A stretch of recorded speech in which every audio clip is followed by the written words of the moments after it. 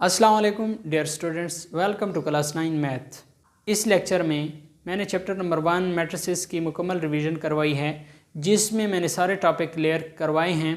मिसाल के तौर पर ऑर्डर और डायमेंशन ऑफ मैट्रिक्स से लेके types of matrices, addition subtraction of matrix, multiplication of matrix, additive identity of matrices, additive inverse, result A B का ट्रांसपोज कैसे बराबर होता है बी ट्रांसपोज ए ट्रांसपोज के, determinant of square matrix, singular and non singular matrices, adjoint of matrix, inverse of the matrix. इसके साथ साथ verification of result A B का इन्वर्स बराबर होता है बी इन्वर्स ए इन्वर्स के, और इसके अलावा इन्वर्जन मेथड, और लास्ट में क्रैमर रूल। मैंने सारा कुछ 1 बाय 1 इसी में डिटेल के साथ सॉल्व किया है। अगर आप इस वीडियो को आखिर तक देख लेंगे तो ये सारे मेथड आप सीख लेंगे। मैथमेटिक्स में अगर आप एक मरतबा मेथड सीख लें तो उसी मेथड पे कोई भी सवाल हो वो आप आसानी के साथ हल कर पाएंगे। डियर स्टूडेंट्स, इसके अलावा जो पिछले पेपर में जो क्वेश्चन आए हैं वो भी मैं इस वीडियो को आखिर में दे दूँगा, वो भी आप देख लें। और उसके साथ मैंने ये भी मेंशन किया हुआ है कि ये कौन से साल में आए हुए हैं। सो इस वीडियो को आखिर तक देखेगा। आखिर तक इसलिए कह रहा हूँ, मुझे कोई वॉच टाइम की ज़रूरत नहीं है। मेरे अल्हम्दुलिल्लाह इस चैनल पे वॉच टाइम भी कंप्लीट है, कोई वॉच टाइम की ज़रूरत नहीं है। तो आपके लिए कह रहा हूँ कि अगर आप इसको आखिर तक देख लें तो इंशाल्लाह आपका ये सारे टॉपिक क्लियर होंगे और आपका फ़ायदा होगा। और हमारे पास मैट्रिक्स की जो डिफिनीशन है वो ये है कि a matrix is a rectangular array, या इसे हम क्या कह सकते हैं, अरेंजमेंट भी कह सकते हैं, ऑफ रियल नंबर। किसकी अरेंजमेंट? रियल नंबर की अरेंजमेंट। कहाँ पर? स्क्वायर ब्रैकेट के अंदर। ठीक है, स्क्वायर ब्रैकेट के अंदर जब हमारे पास रियल नंबर की जब हम अरेंजमेंट करते हैं, each number in matrix is called an element, तो उसे हम क्या कहते हैं? एलिमेंट कहते हैं। और ये जो अरेंजमेंट होती है ये हमारे पास रो और कॉलम के फॉर्म में होती है। ठीक हो गया। अगर आप रो नहीं पहचानते तो ये जो हमारे पास 2 और 3 है तो ये हमारे पास क्या कहलाता है? रो कहलाता है। ठीक है। और इसके बाद ये जो हमारे पास 2 और 5 है, ठीक हो गया। 2 और 5 इसे हम क्या कहते हैं? कॉलम कहते हैं। ठीक है दोस्तों, यहाँ पर हमारे पास जो हॉरिजॉन्टली होती है, हॉरिजॉन्टल लाइन, ठीक है, हॉरिजॉन्टल लाइन में जो लिखे हुए रियल नंबर हैं उसे हम रो कहते हैं। और ये जो हमारे पास वर्टिकल फॉर्म में जो नंबर हम लिखते हैं उसे कॉलम कहते हैं। उम्मीद करता हूँ आपको रो और कॉलम की समझ आ गई होगी। आगे हमारे पास है matrices are denoted by capital letters. जो मैट्रिसेस होते हैं उसे हम कैपिटल लेटर के साथ डिनोट करते हैं। मिसाल के तौर पर ए बी सी और आगे चलते जाएं एंड सो ऑन।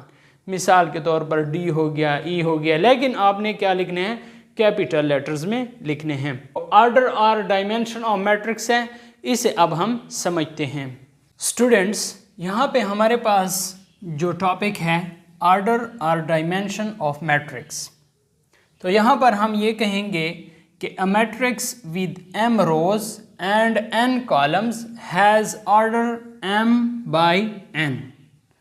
तो मैंने आपको पहले बताया है कि हमारे पास जो रोज़ होती हैं उसे m से डिनोट करते हैं और जो कॉलम होते हैं उसे n से डिनोट करते हैं।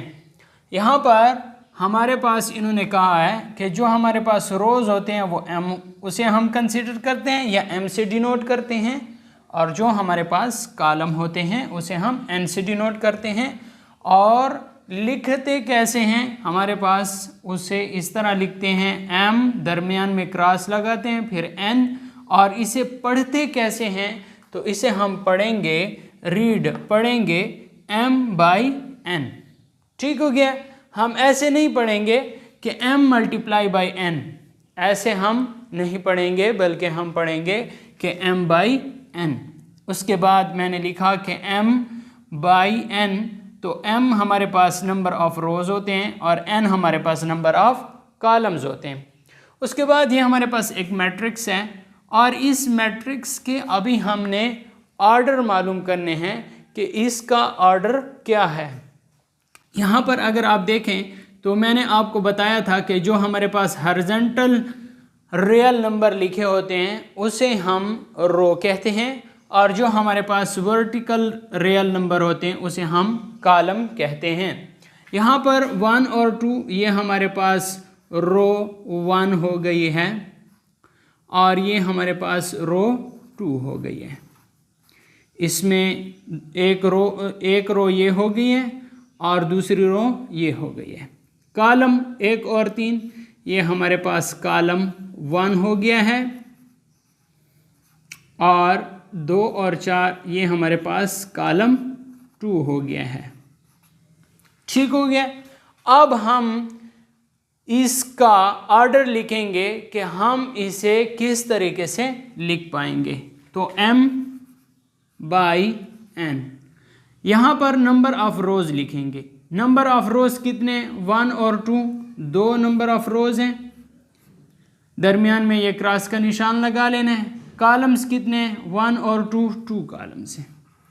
तो इसे हम कैसे पढ़ेंगे? 2/2 कि इस जो ये हमारे पास जो मैट्रिक्स है इसका ऑर्डर हमारे पास क्या है? 2/2।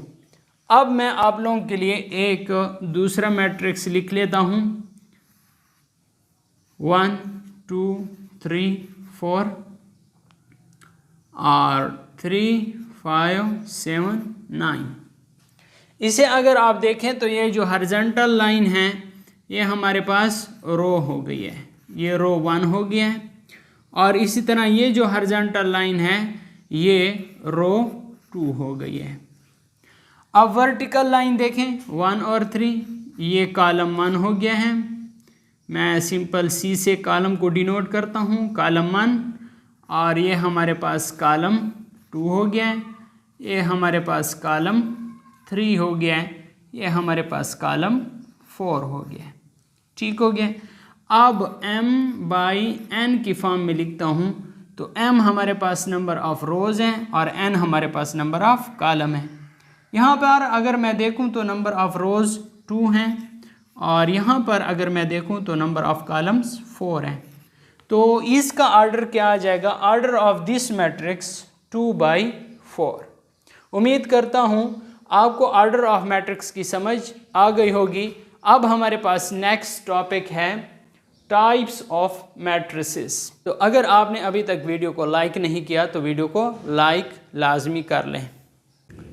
डियर स्टूडेंट्स, ये जो टॉपिक है ये हमारे पास है टाइप्स ऑफ मैट्रिसेस। सबसे पहले जो टाइप है वो हमारे पास है रो मैट्रिक्स। रो मैट्रिक्स क्या होता है? मैंने आप लोगों को बताया हुआ है कि जो हमारे पास हॉरिजॉन्टल लिखे हुए नंबर होते हैं उसे हम क्या कहते हैं? रो मैट्रिक्स कहते हैं, रो कहते हैं, सॉरी। जो हमारे पास हॉरिजॉन्टल लिखे हुए रियल नंबर होते हैं उसे हम क्या कहते हैं? रो कहते हैं। लेकिन रो मैट्रिक्स में हमारे पास जस्ट 1 रो होती है, मतलब एक ही रो होगी। तो उस एक रो वाले मैट्रिक्स को हम कहेंगे कि यह हमारे पास रो मैट्रिक्स है। दूसरा हमारे पास है कॉलम मैट्रिक्स। इस कॉलम मैट्रिक्स में मैंने आप लोगों को कहा हुआ था कि जो हमारे पास वर्टिकल लिखे हुए रियल नंबर होंगे उसे हम कॉलम कहेंगे।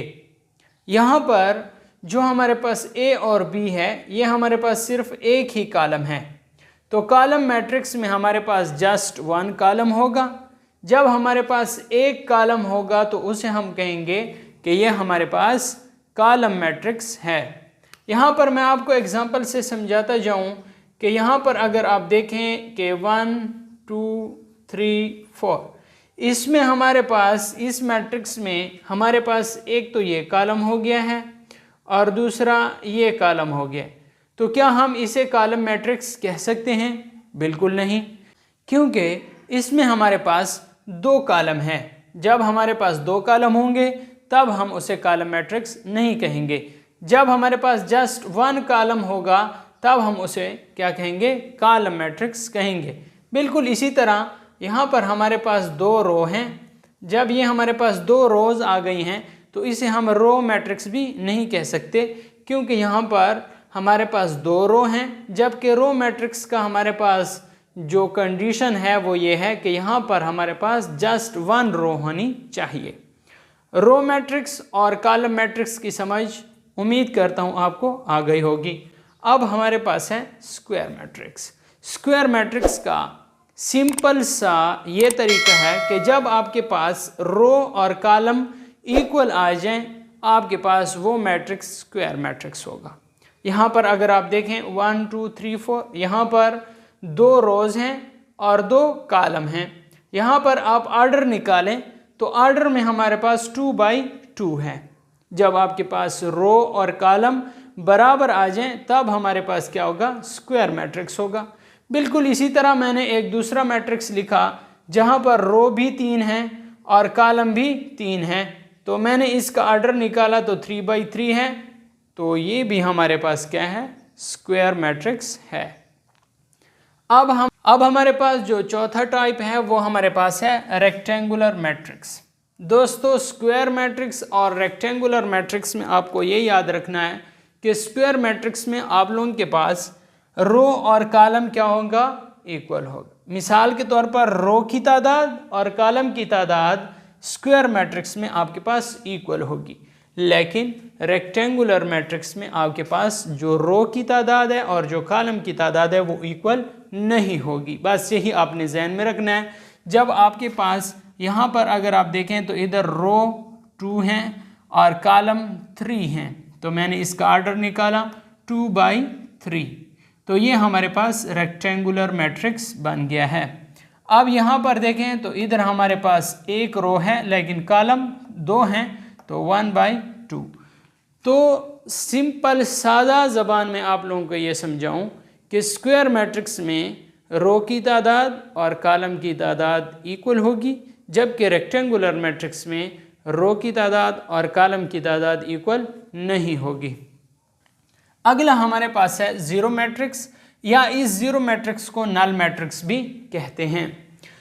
यहाँ पर हमारे पास जो मैट्रिक्स होगा उसमें टोटल जो एलिमेंट होंगे वो 0 होंगे, तो जब सारे एलिमेंट आपके पास 0 आ जाएं तो इसे आप क्या कहोगे कि ये हमारे पास ज़ीरो मैट्रिक्स है या नल मैट्रिक्स है।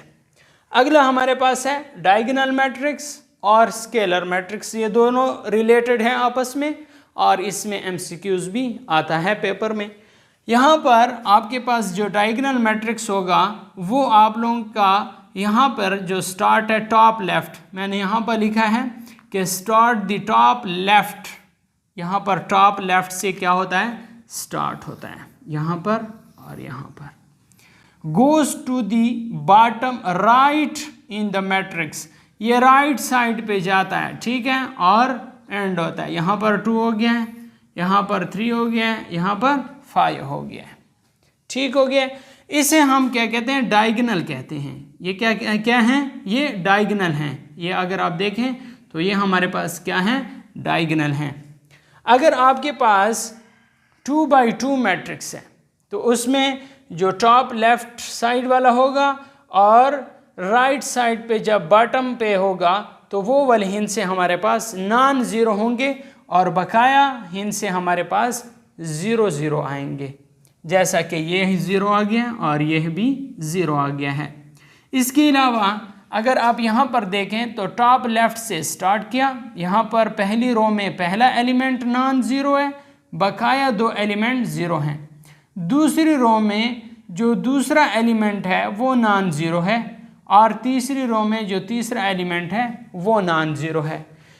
यहाँ पर अगर आप यह फार्मूला ज़हन में रखें कि A11, A22, A33, A44, ये वाले जो एलिमेंट होंगे ये नॉन ज़ीरो होंगे, ठीक है।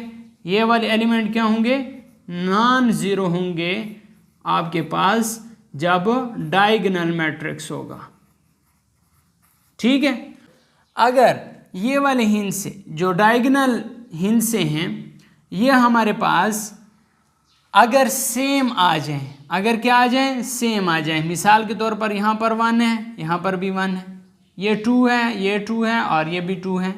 अगर ये वाले हिंद से हमारे पास सेम आ जाए तो उस सेम मैट्रिक्स को क्या कहेंगे, स्केलर मैट्रिक्स कहेंगे। स्केलर मैट्रिक्स हमारे पास क्या है, scalar matrix is a special case of diagonal matrix. जो हमारे पास स्केलर मैट्रिक्स है वो एक स्पेशल केस है डायगोनल मैट्रिक्स का। यहाँ पर अगर आप लिख लें डायगोनल मैट्रिक्स तो बेहतर होगा, ठीक है। यानी डायगोनल मैट्रिक्स का एक स्पेशल केस है स्केलर मैट्रिक्स। वो कैसे कि जब ये मैंने आप लोगों के लिए A11, A22, A33 लिख लिए, इस पर भी मैं आपको समझाता हूँ। यहाँ पर जो पहली रो है और पहला कॉलम है इसे A11 कहते हैं, ठीक है। ये हमारे पास क्या है, पहला रो है लेकिन कॉलम 2 है, तो इसे क्या कहेंगे, A12 कहेंगे। ये हमारे पास दूसरी रो है लेकिन कॉलम पहला है, तो हम इसे कहेंगे A21। ये हमारे पास दूसरी रो है और कॉलम भी दूसरा है, तो इसे हम कहेंगे A22। बात की समझ आ गई है? अगर नहीं आई तो यहाँ पर देखें तो इसे हम AMN पे डिनोट करते हैं। M हमारे पास नंबर ऑफ रोज होता है और N हमारे पास नंबर ऑफ कॉलम होता है। A लिखा, M ये जो है ये कौन सी रो है, ये पहली रो है, तो इसकी जगह 1 लिखा। और ये जो है ये कौन सा कॉलम में पड़ा है, तो ये पहले कॉलम में पड़ा है, तो इधर भी हम 1 लिख लेंगे। फिर इसके लिए देखें, इस 0 के लिए, तो यहाँ पर ये जो है ये कौन सी रो में है, तो M रो को शो करता है, तो ये पहली रो है। कॉलम कौन सा है, कॉलम दूसरा है, तो ये A12 आ जाएगा। यही इसका कंसेप्ट है। उम्मीद करता हूँ आपको समझ आ गई होगी। नेक्स्ट हमारे पास है आइडेंटिटी मैट्रिक्स। स्केलर मैट्रिक्स मैंने समझा दिया है। स्केलर मैट्रिक्स में आपके ये जो डायगोनल हैं ये सेम आएंगे, ठीक है। और जो डायगोनल मैट्रिक्स है उसमें ये जो हमारे पास डायगोनल हैं वो सेम नहीं होंगे, ठीक हो गया। तो ये डायगोनल मैट्रिक्स हो गया और ये स्केलर मैट्रिक्स हो गया। अगला हमारे पास है आइडेंटिटी मैट्रिक्स। आइडेंटिटी मैट्रिक्स में दोस्तों अगर आप यहाँ पर देखें तो आइडेंटिटी मैट्रिक्स में ये जो डायगोनल हैं ये 1 1 आएगा। डायगोनल क्या आएंगे, 1 1 आएंगे। तब हम इसे कहेंगे कि ये हमारे पास आइडेंटिटी मैट्रिक्स है। कौन सा मैट्रिक्स है, आइडेंटिटी मैट्रिक्स है। Transpose of matrix, transpose of matrix देखें दोस्तों, यहाँ पर आपने जहन में रखना है कि हमारे पास ये ए मैट्रिक्स है 1 2 3 4, ठीक हो गया। अब इसका क्या लेते हैं, यहाँ पर ट्रांसपोज लेते हैं और ट्रांसपोज लेने के बाद हमारे पास इसका रिजल्ट 1 3 2 4 आ गया। तो अब यहाँ पर कंफ्यूज हो जाएंगे कि इसका हमारे पास क्या मकसद है। ये सिंपल ए मैट्रिक्स है, इसमें हमारे पास रो है 1 2। ये अगर आप देखें तो यहाँ पर ये जो रो है ये 1 और 2 है। अगर हम इसका ट्रांसपोज लेते हैं तो ये रो कॉलम में तब्दील हो जाएगी, ये कॉलम में तब्दील हो जाएगी, इस तरह बन जाएगी 1 और 2, इस तरीके से बन जाएगी, ठीक हो गया। अब ये जो दूसरी रो है 3 और 4, ये दूसरी रो है। अब अगर हम ट्रांसपोज ले लेते हैं इसी मैट्रिक्स का तो ये रो कॉलम में बदल जाएगी। यहाँ पर देखें ये 3 और 4 बन गए। तो ये अगर आप यहाँ पर देखें तो यहाँ 1 और 2 3 और 4, तो ये इसी तरीके से आता है कि जब आप किसी भी मैट्रिक्स का ट्रांसपोज लेते हैं तो इसकी जो रो होगी वो कॉलम में तब्दील होगी। आपने सिर्फ एक अमल करना है, या रो को कॉलम में तब्दील करना है या फिर कॉलम को रो में तब्दील करना है। अगर आप यहाँ पर देखें तो ये 1 और 2 हैं। मिसाल के तौर पर ये कॉलम है 1 और 3, ये कॉलम है, तो इस कॉलम का ट्रांसपोज लेते हैं तो ये इधर रो में तब्दील हो जाएगी। अब इसी तरीके से 2 और 4 ये कॉलम है तो ये इधर रो में तब्दील हो जाएगी, ठीक हो गया दोस्तों। तो ये ट्रांसपोज लेने का ये प्रोसेस है। अब हमारे पास सिर्फ 2 मैट्रिक्स रह गए हैं, एक सिमेट्रिक मैट्रिक्स है, दूसरा स्क्यू सिमेट्रिक मैट्रिक्स है। वो भी मैं आप लोगों को अभी समझा देता हूँ। फिर स्टूडेंट्स यहाँ पर हमारे पास है सिमेट्रिक मैट्रिक्स। तो इस सिमेट्रिक मैट्रिक्स हमारे पास क्या फार्मूला है, वो ये है कि जब हम ए का ट्रांसपोज लेते हैं तो वो फिर से ए के इक्वल आता है। मिसाल के तौर पर यहाँ पर हमने एक मैट्रिक्स लिया, वो हमारे पास है 1 2 2 4। अब हम इसका ट्रांसपोज लेते हैं, ए का ट्रांसपोज लिया तो यहाँ पर हमारे पास ये जो रो है ये कॉलम में तब्दील हो जाएगी। 1 2 ये हमारे पास रो है तो ये कॉलम में तब्दील हो जाएगी, तो ये हमारे पास 1 2 इस तरह लिखा आ जाएगा। तो ये मैंने लिख लिया 1 और 2। 2 4 हमारे पास क्या है, यहाँ पर अगर आप देखें तो 2 4 हमारे पास रो है, ये हमारे पास इधर कॉलम में तब्दील हो जाएगी जब हम इसका ट्रांसपोज लेते हैं। तो ये हमारे पास 2 और 4 आ गया है। अब दोस्तों देखें क्या ये इस फार्मूले के इक्वल है, तो अब हम देखते हैं कि ये हमारे पास ए का ट्रांसपोज है और ये क्या ए के इक्वल टू है, तो ए हमारे पास 1 2 2 4, तो ये भी हमारे पास ए का ट्रांसपोज भी हमारे पास 1 2 2 4 के इक्वल आ गया है। तो बिल्कुल हम इसकी जगह ए लगा सकते हैं। तो ये हमारे पास वेरीफाइड हो गया है कि ये हमारे पास ए का ट्रांसपोज जो है वो ए के इक्वल आता है।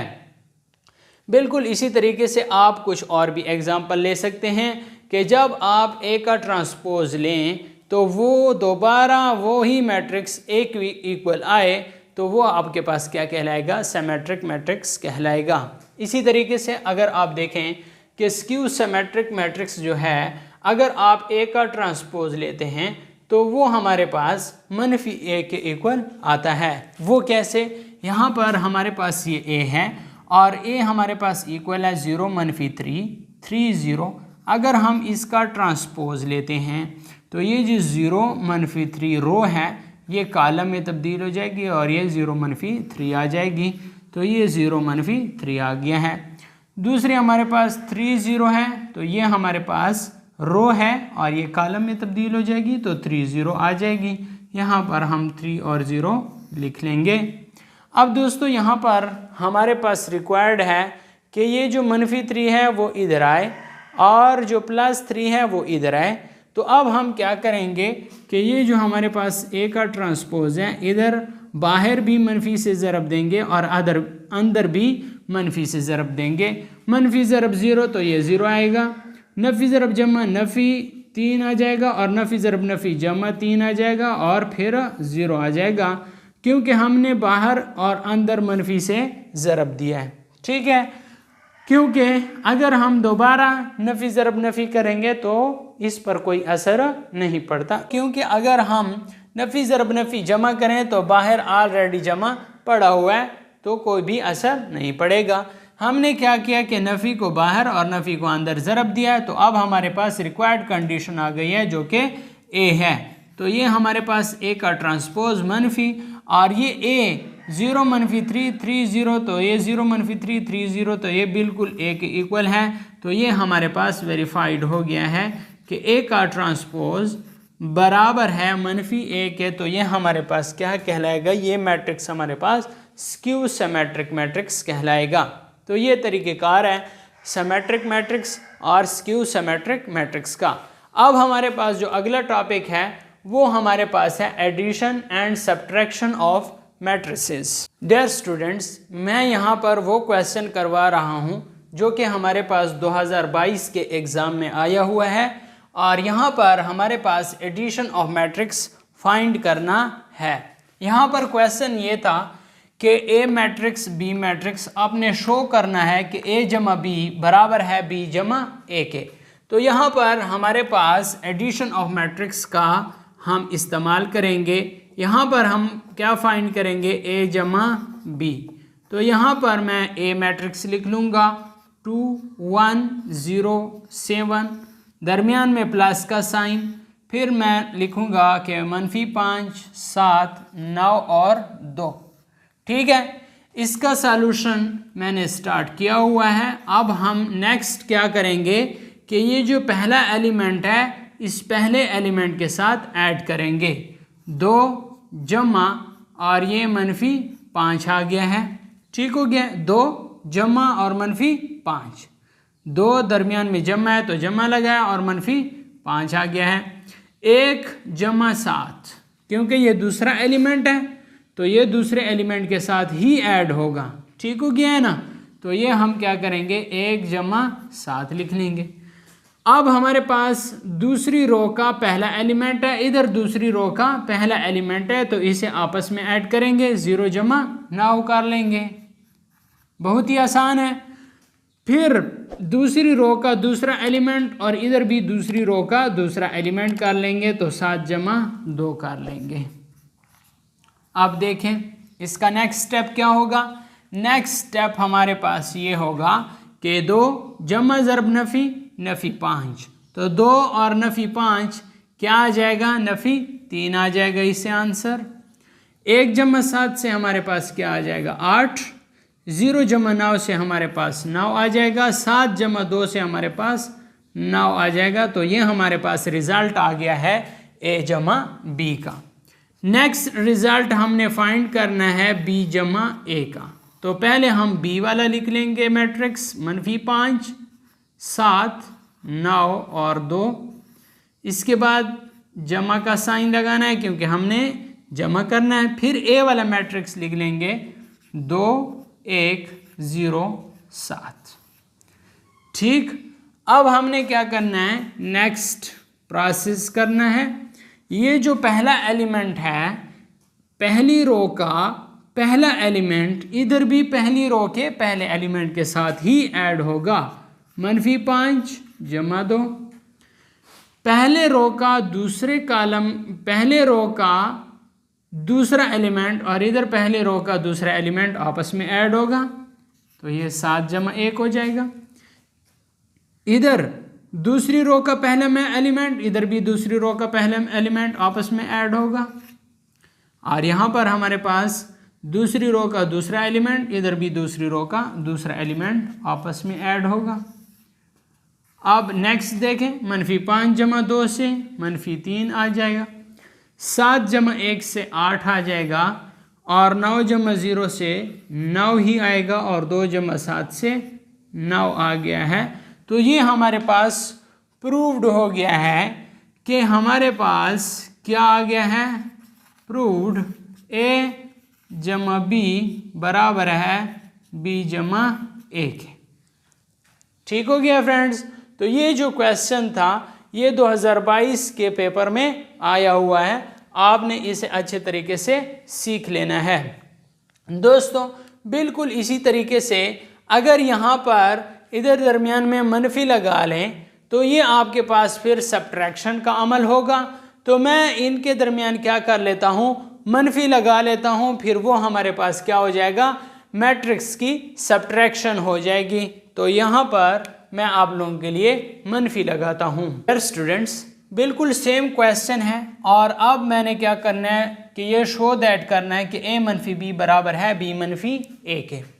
यहाँ पर मैंने लिखा कि A-B और यहाँ पर मैट्रिक्स के दरमियान भी मैं नफ़ी का साइन लगा लेता हूँ। 2 नफ़ी और नफ़ी 5, तो 2 नफ़ी ज़रब नफ़ी जमा और 2 जमा 5 से हमारे पास क्या रिज़ल्ट आ जाएगा 7। 1 -7 से हमारे पास कितना रिज़ल्ट आ जाएगा -6। 0 -9 से हमारे पास -9 रिज़ल्ट आ जाएगा। 7 -2 से हमारे पास दोस्तों रिज़ल्ट आ जाएगा 5। तो ये A-B सॉल्व हो गया है। अब B-A सॉल्व करते हैं तो ये नफ़ी 5 और नफ़ी 2, तो ये हमारे पास नफ़ी 5 नफ़ी 2 आ गया है। 7 नफ़ी 1 आ जाएगा और हमारे पास 9 -0 आ जाएगा और 2 -7 आ जाएगा। यहाँ पर देखें नफ़ी 5 और नफ़ी 2, तो ये हमारे पास क्या आ गया है, नफ़ी 7 आ जाएगा। यहाँ पर अगर आप देखें 7 -1 से हमारे पास क्या आ जाएगा 6 आ जाएगा और 9 -1 से हमारे पास 9 आ जाएगा और 2 -7 से हमारे पास 5 आ जाएगा। यहाँ पर अगर आप देखें तो हमारे पास ये जो A जमा B और B जमा A था वो तो वेरीफाइड हो गया था, लेकिन ये हमारे पास इसका रिज़ल्ट वेरीफाइड नहीं हो रहा। क्यों नहीं हो रहा, क्योंकि यहाँ पर अगर आप देखें ये जमा 7 है जबकि यहाँ पर -7 है, ये -6 है और ये जमा 6 है, ये -9 है और ये जमा 9 है और 5 और 5 तो इसी तरीके से ये 2 -7 है तो ये हमारे पास -5 आता है। तो दोस्तों यहाँ पर ये रिज़ल्ट इक्वल नहीं आ रहा कि A-B बराबर नहीं आता B-A के, तो ये हमारे पास प्रूफ नहीं होता। ठीक, A-B जो है वो बराबर नहीं है B-A के। तो ये हमारे पास सब्ट्रैक्शन भी हो गई है और एडिशन भी हो गई है। उम्मीद करता हूँ आपको मैट्रिक्स की एडिशन और सब्ट्रैक्शन की समझ आ गई होगी। अब हमारे पास जो नेक्स्ट टॉपिक है वो ये है कि मल्टीप्लिकेशन ऑफ मैट्रिसेस, कि हम मैट्रिसेस का मल्टीप्लिकेशन किस तरह करते हैं। तो इस टॉपिक को अब हम कवर करेंगे। तो अब हम यहाँ पर मल्टीप्लिकेशन ऑफ मैट्रिसेस सीखेंगे। सबसे पहले हमारे पास ये है कि हमारे पास एक मैट्रिक्स है और उसे हम एक रियल नंबर से कैसे मल्टीप्लाई कर सकते हैं। तो ये एक मैट्रिक्स दिया गया है जो कि हमारे पास ए मैट्रिक्स है 2 3 4 5 और फाइंड करना है 2a। तो यहाँ पर मैं लिख लेता हूँ इसका सॉल्यूशन कि हम इसे सॉल्व कर रहे हैं 2a के लिए। तो 2a लिखा, बाहर 2 लिखा और a की जगह ये वाले अपने एलिमेंट लिखे 2 3 4 5 लिख लिए। अब इस 2 को अंदर हर एक एलिमेंट के साथ मैं मल्टीप्लाई करूँगा। 2 multiply by 2, 2 multiply by 3, 2 multiply by 4, 2 multiply by 5। ठीक हो गया। अब मेरे पास जो रिज़ल्ट आएगा 2 दूने 4, 2 3 6, 2 4 8 और 2 5 10। तो ये मैंने फाइंड कर लिया है 2a का रिज़ल्ट हमारे पास ये आ गया है कि 2a इक्वल है 4 6 8 और 10 के। तो ये आपके पास कोई भी रियल नंबर हो सकता है इसकी जगह। तो आप इसी तरीके से क्या करेंगे, मल्टीप्लाई करेंगे। ये सीखेंगे कि हमारे पास ए मैट्रिक्स को बी मैट्रिक्स के साथ किस तरह मल्टीप्लाई कर सकते हैं। शुरू करते हैं यहाँ पर ए बी के मल्टीप्लिकेशन से। तो यहाँ हमारे पास ए मैट्रिक्स के हम एलिमेंट लिख लेंगे 1 2 3 2। दरमियान में हमारे पास मल्टीप्लिकेशन आ गई है और ये हमारे पास 2 3 1 2 आ गया है। अब हम क्या करते हैं, इनका मल्टीप्लिकेशन करते हैं। मल्टीप्लिकेशन कैसे करेंगे, मल्टीप्लिकेशन के लिए क्या ज़रूरी है, तो ये मैं आप लोगों को बताना चाहूँगा अभी कि सबसे पहले आपने ये देखना है कि क्या पहले मैट्रिक्स के कॉलम और दूसरे मैट्रिक्स के रो की तादाद बराबर हैं। अगर ये तो बराबर है तो फिर तो आपको मल्टीप्लिकेशन पॉसिबल है। अगर ये बराबर नहीं है तो फिर आपको मल्टीप्लिकेशन पॉसिबल नहीं है। मैंने क्या कहा है, मैंने ये कहा है कि अगर पहले मैट्रिक्स के कॉलम की तादाद और दूसरे मैट्रिक्स के रो की तादाद अगर इक्वल है तो मल्टीप्लिकेशन पॉसिबल है। अगर पहले मैट्रिक्स के कॉलम और दूसरे मैट्रिक्स के रो की तादाद इक्वल नहीं है तो फिर आपकी मल्टीप्लिकेशन पॉसिबल नहीं है। देखें तो पहले मैट्रिक्स के कॉलम देखें, 2 कॉलम हैं और फिर दूसरे मैट्रिक्स के आप रो देखें तो 2 रो हैं। तो ये हमारे पास इसकी मल्टीप्लिकेशन मुमकिन है, यानी पॉसिबल है, क्योंकि पहले मैट्रिक्स के कॉलम और दूसरे मैट्रिक्स के रो इक्वल हैं। अब चलते हैं इसकी मल्टीप्लिकेशन की तरफ। ये पहला एलिमेंट यानी जो पहली रो है इसे पहले कॉलम के साथ मल्टीप्लाई करेंगे। पहली रो पहला कॉलम, ठीक है, 1 ज़रब 2, दरमियान में प्लस का निशान लगाएंगे, फिर 2 ज़रब 1, ये हो गया। अब हमने क्या करना है कि फिर इस जो ये हमारे पास पहली रो है, अब चलें इसी पहली रो को इस दूसरे कॉलम के साथ भी मल्टीप्लाई करते हैं। पहली रो को दूसरे कॉलम के साथ भी 1 ज़रब 3 जमा 2 ज़रब 2। ठीक हो गया दोस्तों। यहाँ पर हमारे पास स्क्वायर ब्रैकेट आ जाएगा। हमने क्या किया, पहली रो को पहले कॉलम के साथ मल्टीप्लाई किया, यहाँ तक आ गया, फिर पहली रो को दूसरे कॉलम के साथ मल्टीप्लाई किया, यहाँ तक आ गया। ठीक, अब हम क्या करेंगे कि इस दूसरी रो को पहले कॉलम के साथ मल्टीप्लाई करेंगे। 3 ज़रब 2 प्लस 2 ज़रब 1। अब इसी दूसरी रो को दूसरे कॉलम के साथ मल्टीप्लाई करेंगे। 3 ज़रब 3 प्लस 2 ज़रब 2। ठीक हो गया है। अब हमारे पास इसका रिजल्ट आ जाएगा यहाँ पर 1 ज़रब 2, 2 एकम 2 जमा 2 एकम 2, 2 जमा 2 यहाँ पर लिख लेंगे। 1 ज़रब 3, 3 और 2 ज़रब 2 4, 3 जमा 4 आ जाएगा। 3 ज़रब 2 6 जमा 2 ज़रब 1 2 आ जाएगा। 3 ज़रब 3 9 जमा 2 ज़रब 2 4 आ जाएगा। तो इसका रिज़ल्ट हमारे पास क्या आएगा, 2 जमा 2 4, 3 जमा 4 7, 6 जमा 2 8 और 9 जमा 4 13। तो ये हमारे पास ए बी का रिज़ल्ट आ गया है कि हम मल्टीप्लिकेशन इस तरीके से कर सकते हैं। अब मैं आप लोगों को दूसरा एग्जाम्पल समझाता हूँ कि हमारे पास पहले मैट्रिक्स के कॉलम और दूसरे मैट्रिक्स के रो की तादाद क्यों बराबर होनी चाहिए। यहाँ पर अगर आप एग्जाम्पल से समझें तो ये मेरे पास एक मैट्रिक्स है 1 2 2 3 और ये बी मैट्रिक्स है 2 और 3। अब अगर मैं यहाँ पर ए बी की मल्टीप्लिकेशन करता हूँ तो यहाँ पर देखें 1 2 2 3 मल्टीप्लाई बाय बी, तो ये 2 और 3।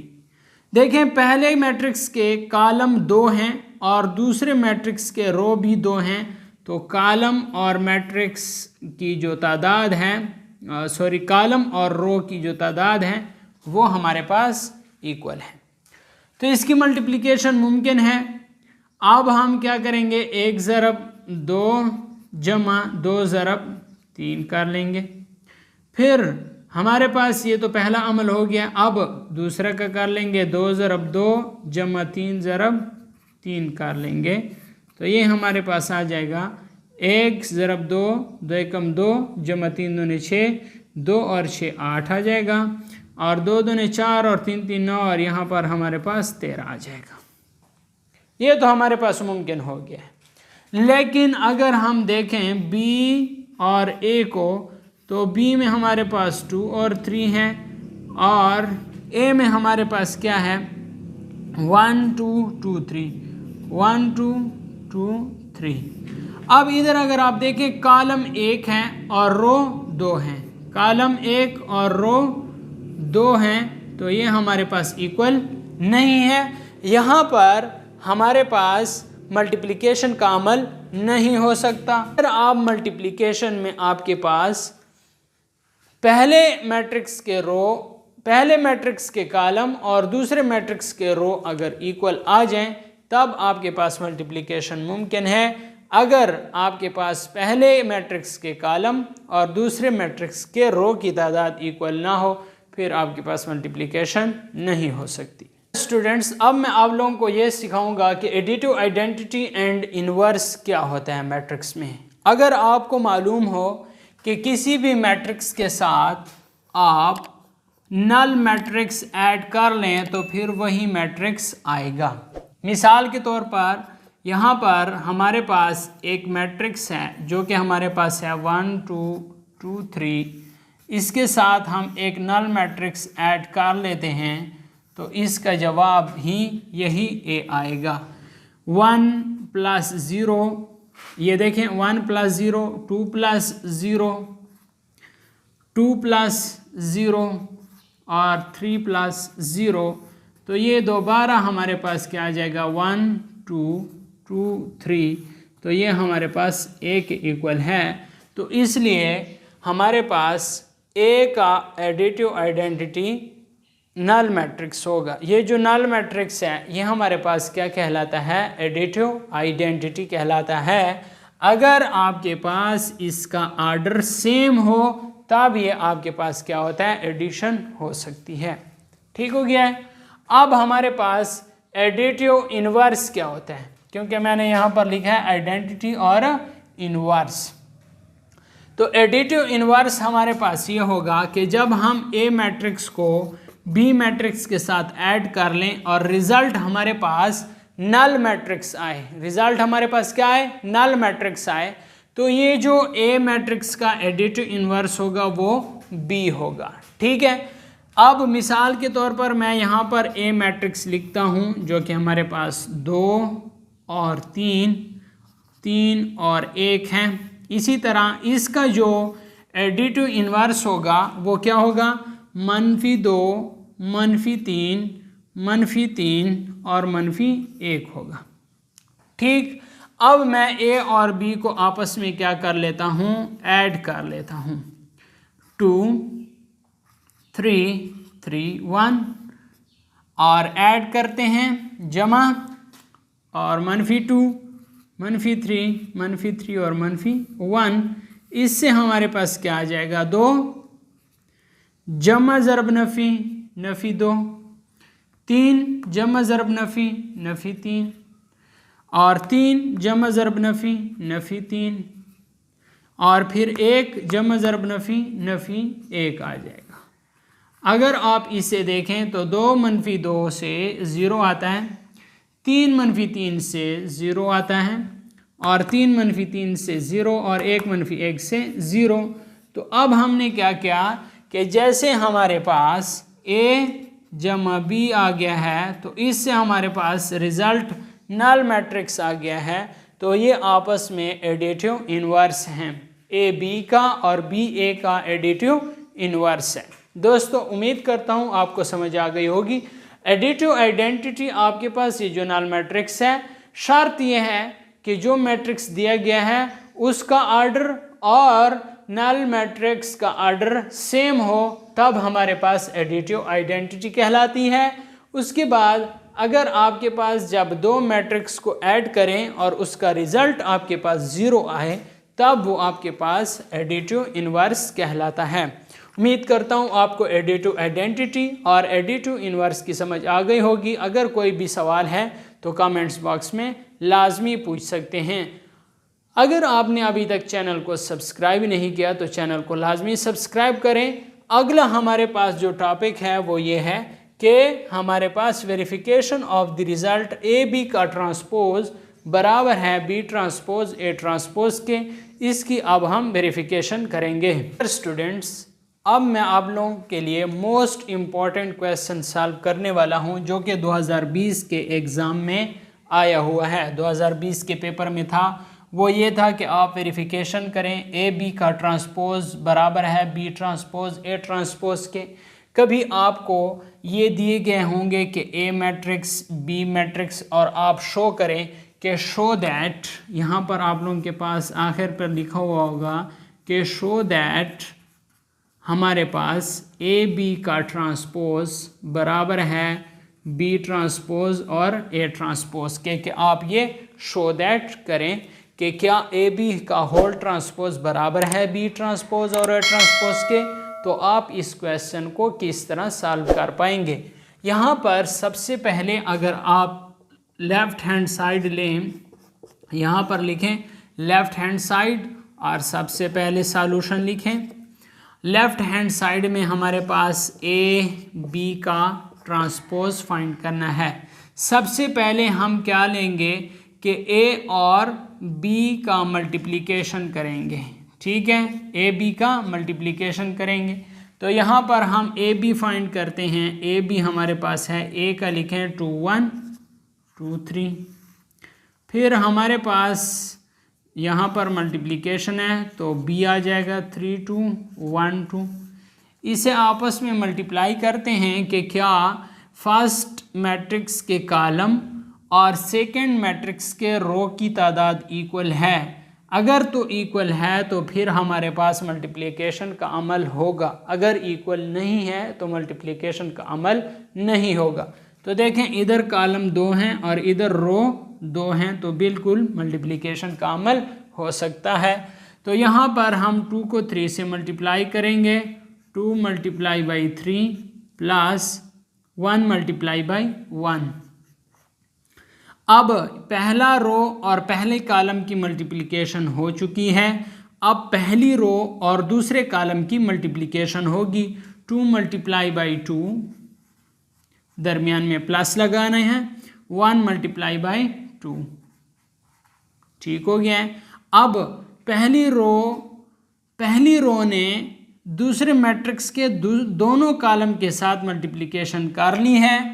अब पहले मैट्रिक्स की जो दूसरी रो है उसे दूसरे मैट्रिक्स के दोनों कॉलम के साथ हम मल्टीप्लाई करेंगे।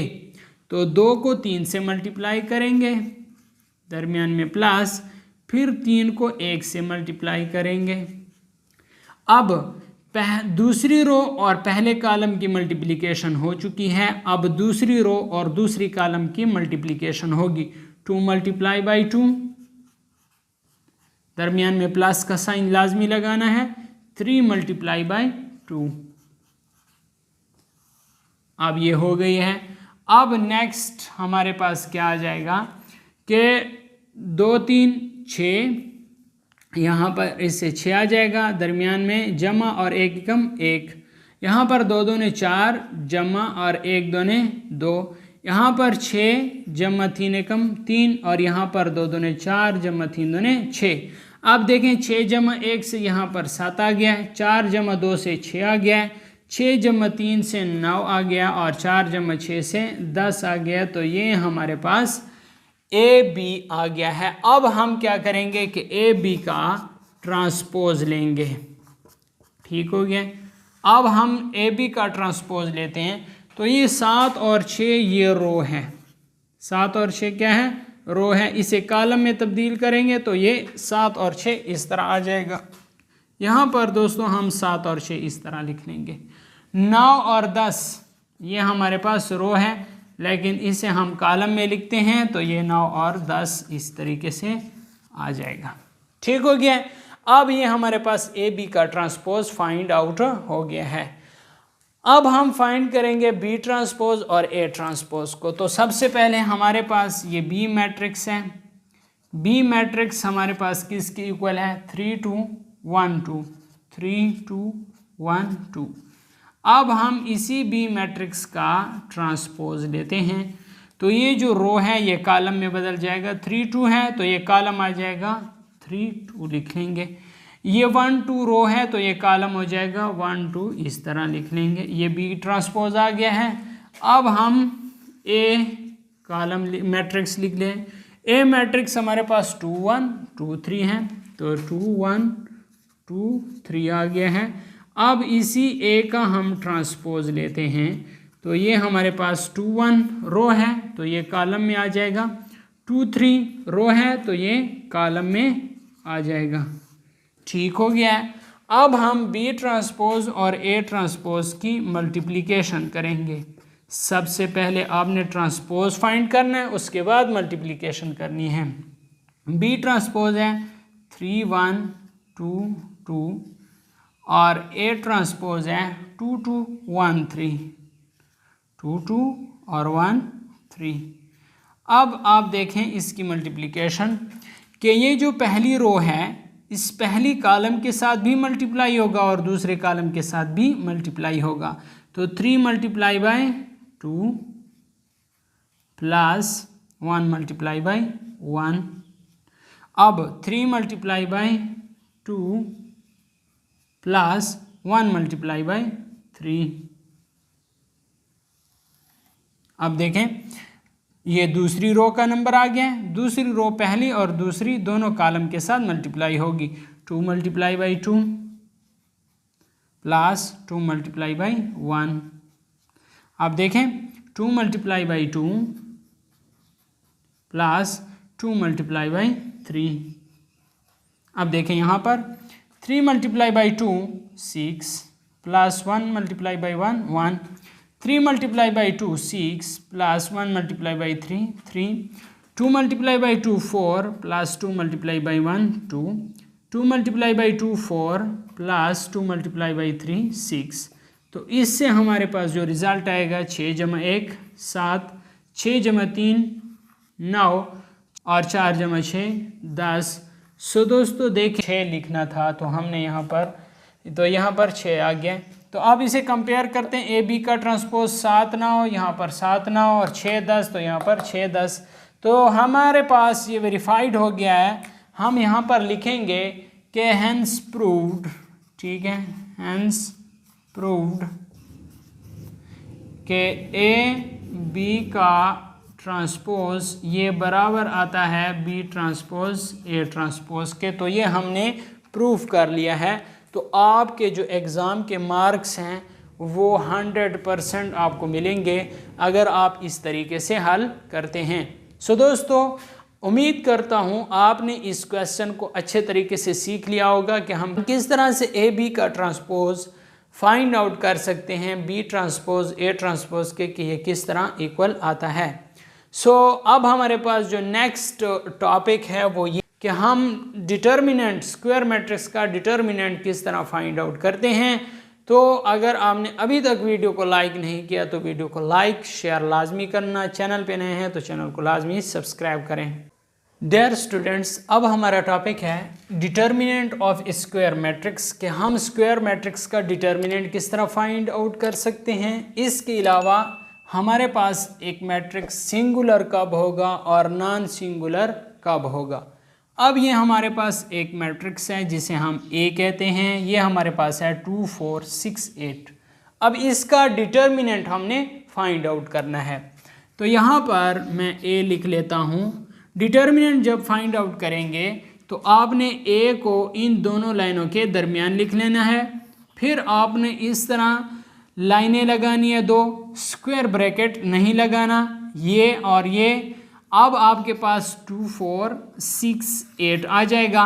नेक्स्ट स्टेप जो है डायगोनल को डायगोनल के साथ मल्टीप्लाई करना है, नॉन डायगोनल को नॉन डायगोनल के साथ मल्टीप्लाई करना है।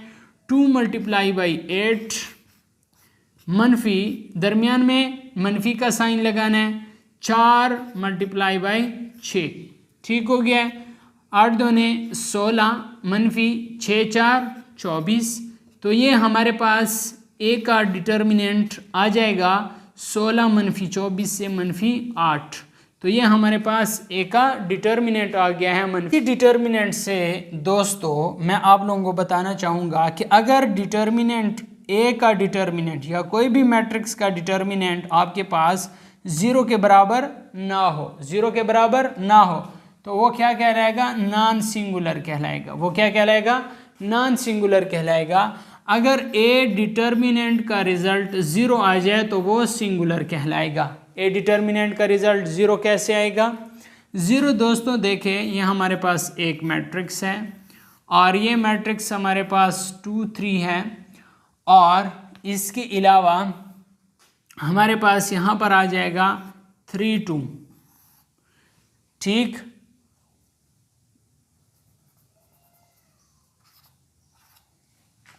दोस्तों अब देखें ये हमारे पास एक मैट्रिक्स है। अब इस मैट्रिक्स ये अब इसे नहीं लगाने दोस्तों, ये मैट्रिक्स है 2 3 2 3। अब हमारे पास क्या करते हैं, इसका डिटर्मिनेंट फाइंड आउट करते हैं। तो यहाँ पर मैं लिखूँगा 2 3 और 2 3।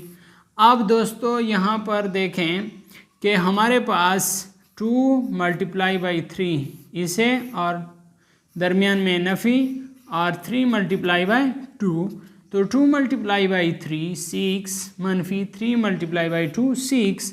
तो ये हमारे पास 6 - 6। तो ए डिटर्मिनेंट का रिज़ल्ट क्या आ गया है, 0 आ गया। जब ए डिटर्मिनेंट का रिज़ल्ट 0 आ जाएगा तो वो सिंगुलर मैट्रिक्स कहलाता है। तो ये जो ए मैट्रिक्स है ये हमारे पास सिंगुलर मैट्रिक्स है और ये वाला जो मैट्रिक्स है ये हमारे पास नॉन सिंगुलर है। और ये जो हमने मालूम किया ये डिटर्मिनेंट मालूम किया है। तो आपने यहाँ पर सीख लिया कि डिटर्मिनेंट किस तरह फाइंड करते हैं और डिटर्मिनेंट फाइंड आउट करने के बाद रिजल्ट अगर 0 के इक्वल आ जाए तो वो सिंगुलर कहलाएगा, अगर 0 के इक्वल ना आए तो वो नॉन सिंगुलर कहलाएगा। तो ये हमने सीख लिया है। अब हमारे पास जो नेक्स्ट है वो हमारे पास है एडजॉइंट ऑफ मैट्रिक्स, जो कि हमारे पास टॉपिक नंबर 10 है।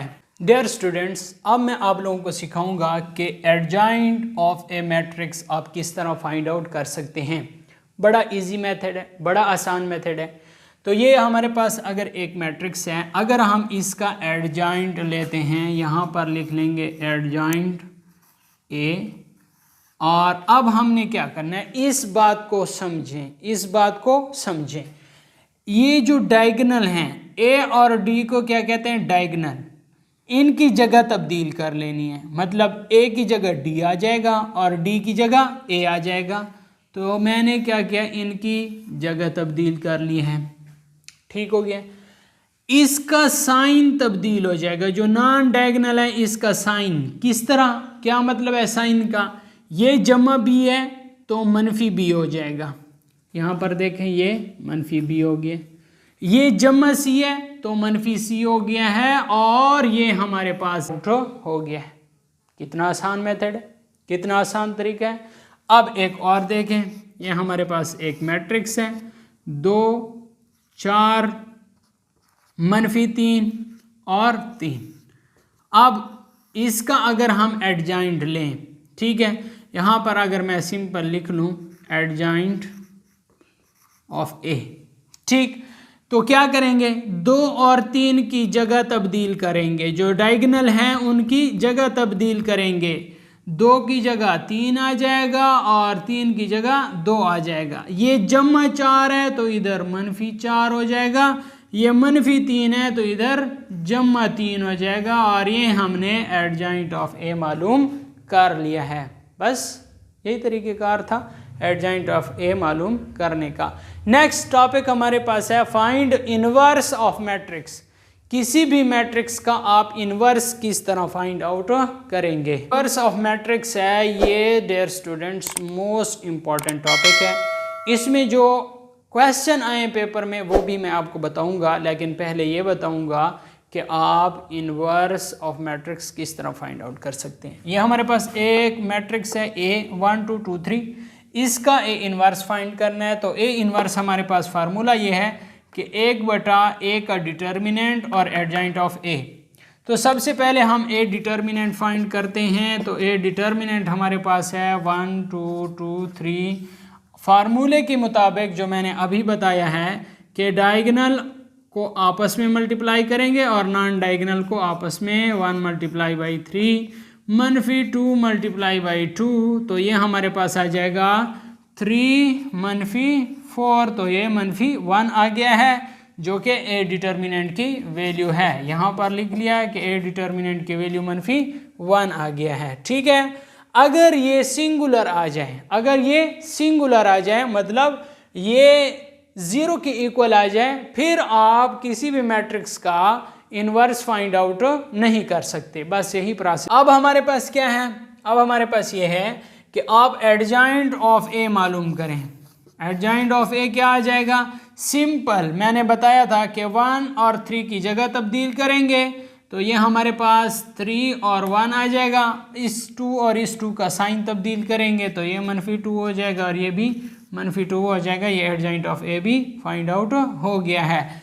अब हम यहाँ पर लिखेंगे कि ए इनवर्स बराबर है 1/a डिटर्मिनेंट की वैल्यू क्या आएगी, -1, और एडजॉइंट ऑफ ए की वैल्यू क्या आएगी 3 -2 और 1, ठीक हो गया है। अब हम इसका लिखेंगे कि ए इनवर्स बराबर है, अब ये -a है, अंदर हर एक पर डिवाइड हो जाएगा तो ये -3 हो जाएगा, ये +2 हो जाएगा और ये भी +2 हो जाएगा और ये भी -1 हो जाएगा। तो ये ए इनवर्स की वैल्यू आ जाएगी।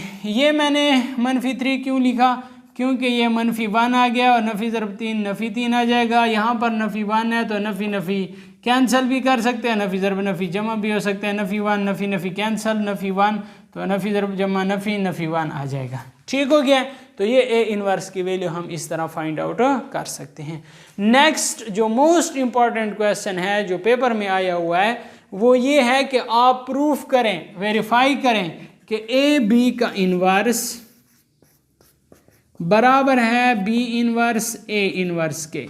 तो ये हमने अभी प्रूफ करना है कि ये हमारे पास किसके इक्वल, ये कैसे वेरीफाई होता है, ये हम सारा तरीक़ेकार अभी हल करते हैं इस क्वेश्चन को। स्टूडेंट्स हमारे पास ये जो क्वेश्चन है ए बी इनवर्स बराबर है बी इनवर्स ए इनवर्स, ये हमारे पास 2021 के एग्ज़ाम में भी आया हुआ है ये क्वेश्चन।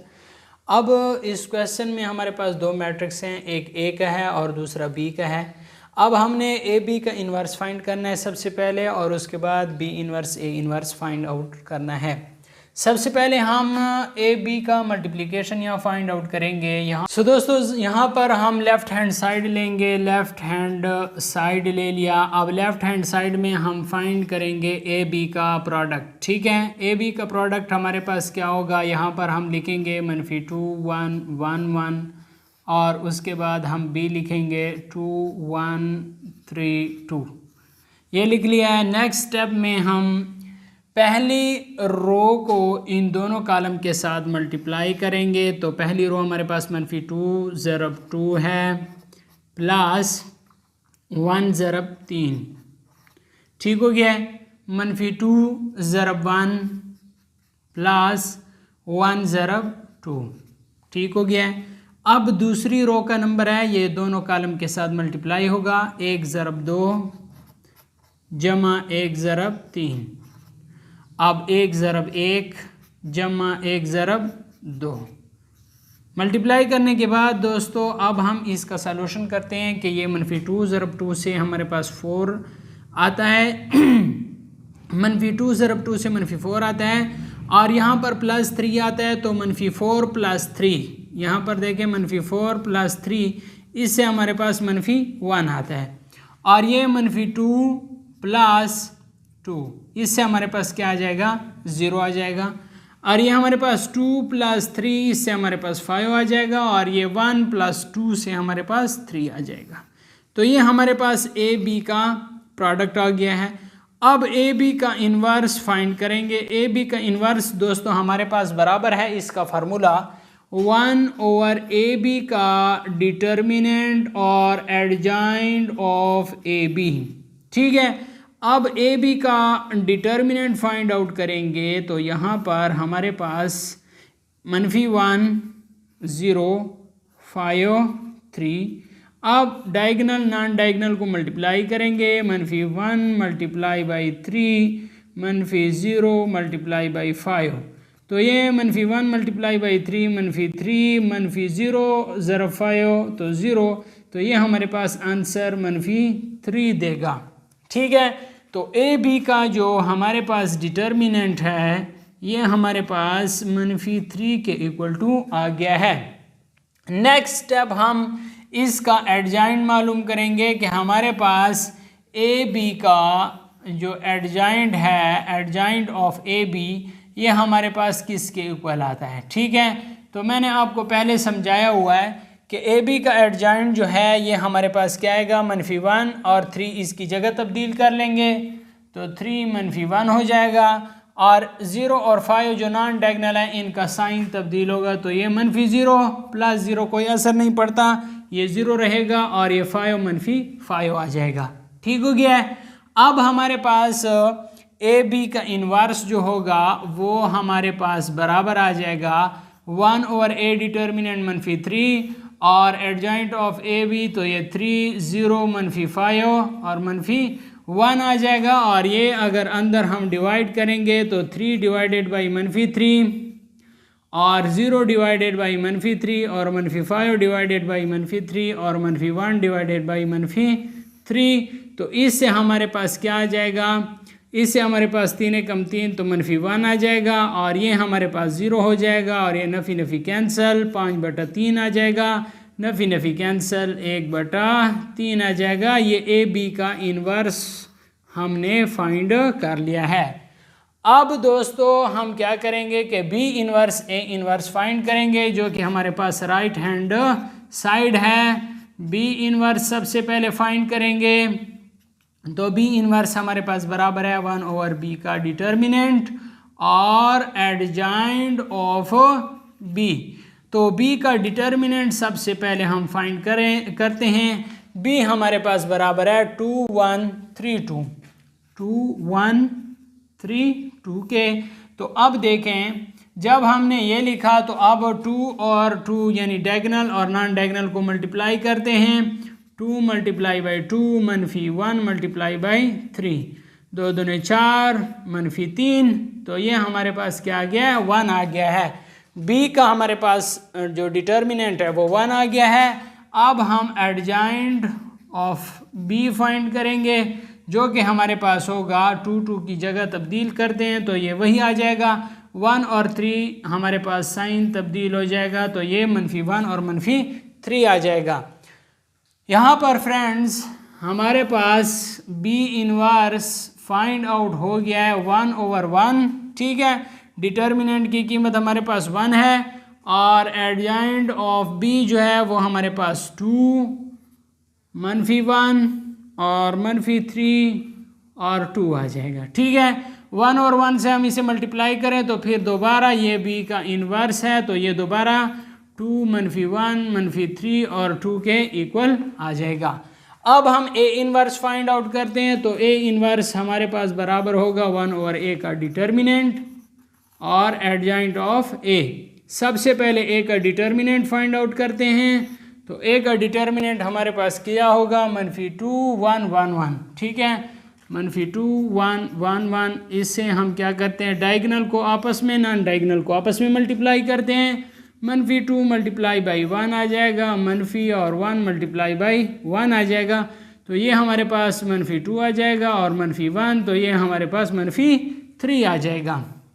अब एडजॉइंट ऑफ ए हमारे पास किस चीज़ की इक्वल आ जाएगा, देखें -2 और 1 की जगह तब्दील करेंगे, 1 -2 हो जाएगा और इसका साइन तब्दील करें तो ये -1 और -1 आ जाएगा।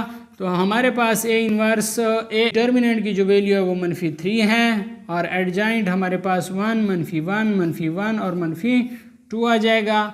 अब हम क्या करते हैं, इसे डिवाइड करते हैं, -3 को अंदर लेके जाएंगे तो 1/-3 -1 और -3, तो नफ़ी कैंसिल 1/3 आ जाएगा, नफ़ी कैंसिल 1/3 आ जाएगा, नफ़ी कैंसिल 2/3 आ जाएगा। तो ये हमारे पास ए इन्वर्स की वैल्यू आ गई है। अब हमने फाइंड आउट करना है बी इन्वर्स और ए इन्वर्स का मल्टीप्लिकेशन।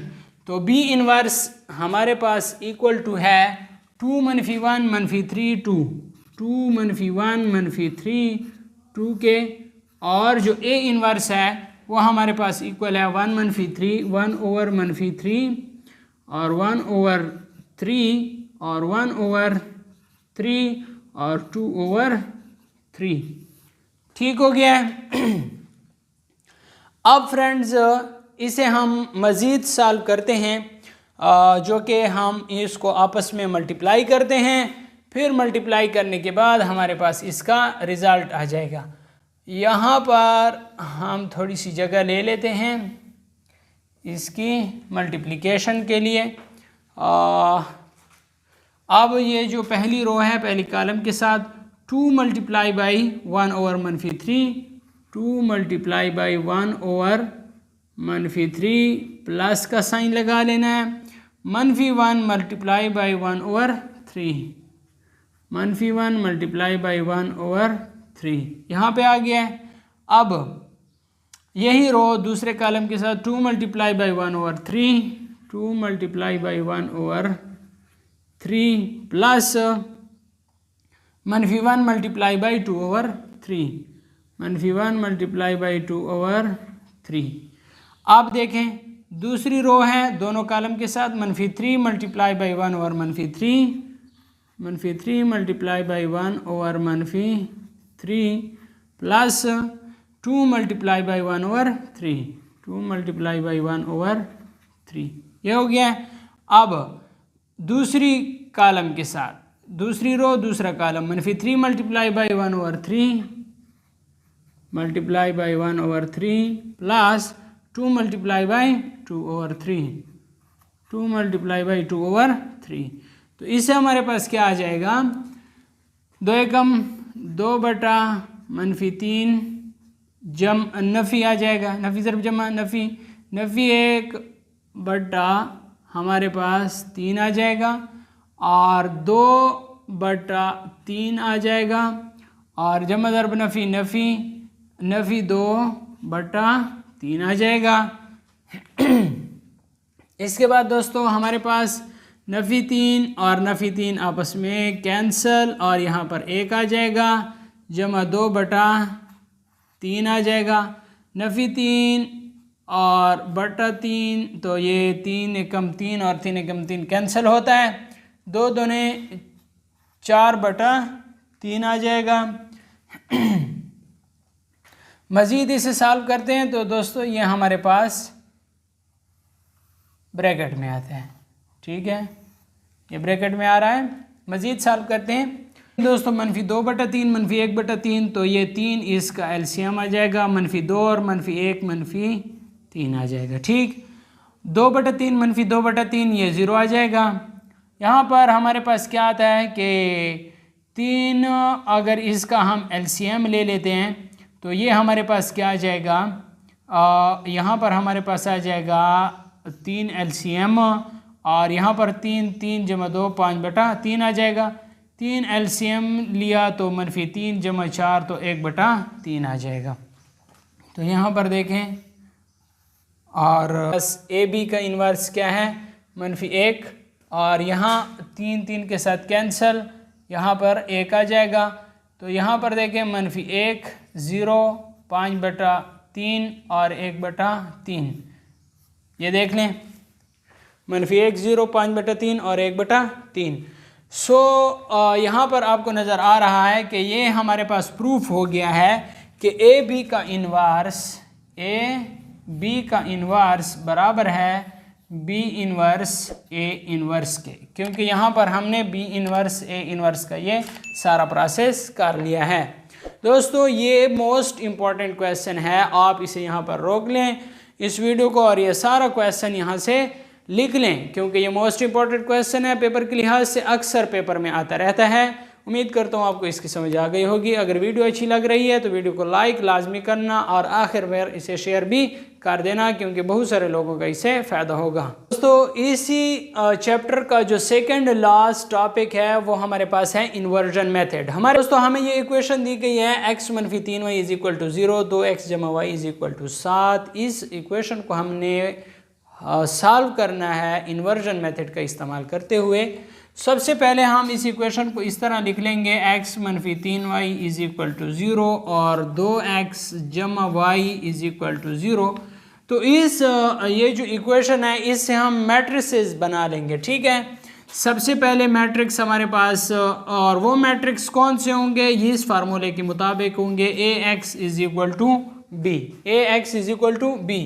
ए मैट्रिक्स कौन सा होगा, ए वाला मैं आपको बताता हूँ कि जो x और y के जो कोएफिशिएंट होंगे वो ए मैट्रिक्स में होंगे, और x जो होगा उसमें x और y आ जाएंगे, और ये जो b है वो = के इस साइड पे यहाँ पर x - 3y = 0 और 2x + y = 7 आता है, तो यहाँ पर मैं 7 लिख लेता हूँ।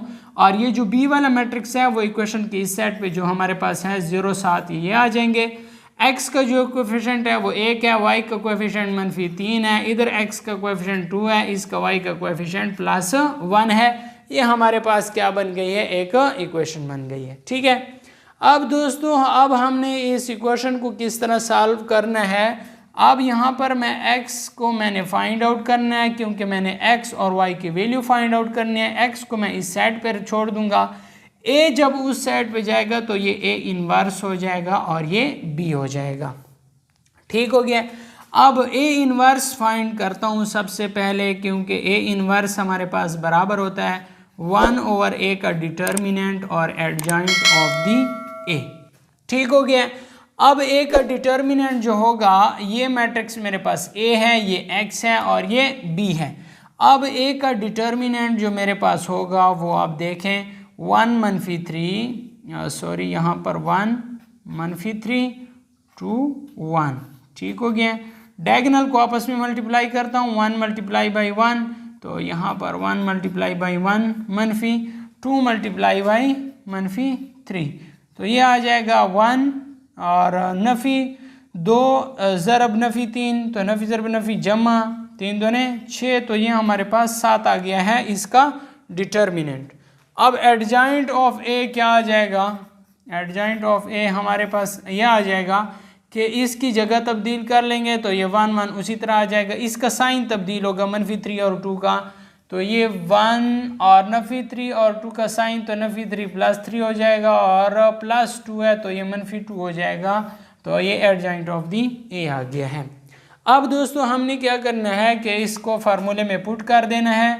x चूँकि इसी तरह आएगा और ए इनवर्स, ठीक है, ए इनवर्स और बी।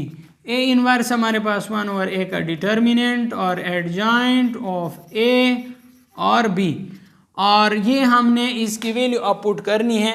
1/a का डिटर्मिनेंट, ए का डिटर्मिनेंट 7 के इक्वल टू आया है, और एडजॉइंट ऑफ दी ए हमारे पास बराबर है 1 3, ठीक है, -2 1, और बी की हमारे पास वैल्यू है 0 7। बी की वैल्यू हमारे पास क्या है 0 और 7, और x हमारे पास किस चीज़ के इक्वल टू है, x और y के इक्वल टू है। अब आप देखें यहाँ पर बिल्कुल इसी मेथड को इस्तेमाल करें, इन्वर्जन मेथड में बिल्कुल आसानी के साथ इक्वेशन है ए x लें और फिर आप इस तरह मैट्रिक्स लें, फिर x को एक साइड पे छोड़ें, ए इनवर्स b हो जाएगा, क्योंकि a इधर है दूसरी साइड पे जाएगा तो ए इनवर्स हो जाएगा। ए इनवर्स का फार्मूला आपको याद होना चाहिए कि 1/a का डिटर्मिनेंट एडजॉइंट ऑफ ए, पहले ए का डिटर्मिनेंट मालूम करें, फिर एडजॉइंट ऑफ ए मालूम करें, फिर वही फार्मूला लिखें, x बराबर है A inverse B. A inverse की जगह आप 1/a का डिटर्मिनेंट एडजॉइंट ऑफ ए लगाएं, डिटर्मिनेंट की वैल्यू लगाएं, एडजॉइंट ऑफ ए लगाएं, फिर बी की वैल्यू लगाएं। अब हम क्या करते हैं, अब हम ये करते हैं कि 1/7 आ जाएगा और इसे आपस में मल्टीप्लाई करते हैं। यहाँ पर देखें इसमें रो की तादाद कॉलम की तादाद 2 है और इधर रो की तादाद भी 2 है, तो इसे हम मल्टीप्लाई कर सकते हैं।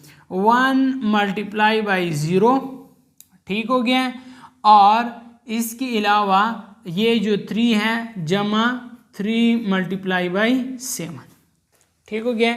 अब दूसरी रो इस कॉलम के साथ मल्टीप्लाई हुए, -2 multiply by 0 plus 1 multiply by 7, ठीक। अब हमने क्या करना है, नेक्स्ट 1/7 आ जाएगा, और यहाँ पर 1 multiply 0 0, 3 multiply by 7 21, 2 multiply by 0 0, 1 multiply by 7 7। अब 1/7 इधर डिवाइड कर लें इसको कि 21/7 और 7/7, ये क्या आ जाएगा 7 कम 7 7 3 21, 7 कम 7 तो 3 और 1 आ जाएगा। यहाँ पर अगर आप देखें x और y, सॉरी यहाँ पर x और y 3 और 1। अब x हमारे पास किसके इक्वल टू आ गया, x हमारे पास 3 के इक्वल टू आ गया और y हमारे पास 1 इक्वल टू आ गया है, क्योंकि यहाँ पर देखें ऊपर x 3 के y 1 के, तो ये हमारे पास सॉल्यूशन सेट आ गया है कि x की वैल्यू 3 है और y की वैल्यू 1 है। तो ये हमारे पास कौन सा मेथड था, ये हमारे पास इन्वर्जन मेथड था, जो कि बड़ा आसानी के साथ हमने फाइंड आउट कर लिया। अब नेक्स्ट इक्वेशन आपको कोई भी दे दें, इक्वेशन आपको कोई भी दे दें, लेकिन आपने इस मेथड का इस्तेमाल करते हुए बड़े आसानी के साथ आप इस क्वेश्चन को सॉल्व कर पाएंगे। अब हम सॉल्व करेंगे लास्ट मेथड, इस चैप्टर का लास्ट मेथड जो कि क्रैमर रूल है, उसको हम क्या करेंगे, सॉल्व करेंगे। डियर स्टूडेंट्स, अब मैं आप लोगों को क्रैमर रूल सिखाने जा रहा हूँ।